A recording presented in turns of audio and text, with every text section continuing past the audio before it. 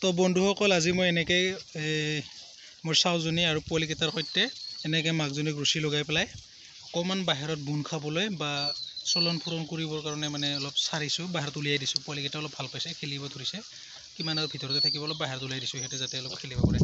এইবিলাক পোৱালিবিলাক আজি 25-26 দিন এনেকৈ হৈছে। বন্ধু কেনেকৈ হৈছে গ্ৰথটো জনাবচোন। ৱেইটবিলাক প্ৰায় 6 কিলো 5.5 কিলো এনেকৈ আহিছে। বহুত দিনৰ মূৰত আজি এটা ভিডিঅ' দিছোঁ। বহুত দিন হ'ল দিয়া নাই ভিডিঅ', একো মানে তেনেকৈ দিবলৈ একো বিশেষ নাছিলোঁ। সেইটোৰ কাৰণে মানে আজি দিম বুলি দিয়ে দিলোঁ দেচোন, কি হয় আৰু দিব পাৰিলেও আৰু দিলেও কি হ'ব, একো এটা বিশেষ কাৰণ নাথাকিলে সকলোবিলাক ফাৰ্মাৰেতো দিয়ে থাকে আৰু মইনো কি বিশেষ দিম, ইমান ডাঙৰ ফাৰ্মো নহয়।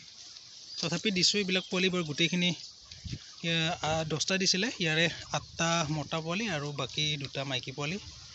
গোটেইকেইটাই ৰখা হ'ব ঘৰতে, যিহেতু এবাৰ ফেটেনিং হিচাপতে মানে ৰাখিম। চব মাংসৰ গাহৰি কৰিম বুলি ভাবিছোঁ, ৰেডি কৰিম মাংসৰ কাৰণে। তো এনেকৈ ইমানৰ পোৱালি বিক্ৰী কৰিব, সেইটো কাৰণে এনেকৈ ৰাখিম বুলি ওলাইছোঁ। মোৰ এইকেইটাই আজি পোৱালি 25-26 দিনৰ পোৱালি। 2টা অলপ গ্ৰথ হোৱা নাই, অকণমান কম 2টা, বাকীকেইটা ঠিকে আছে বাৰু।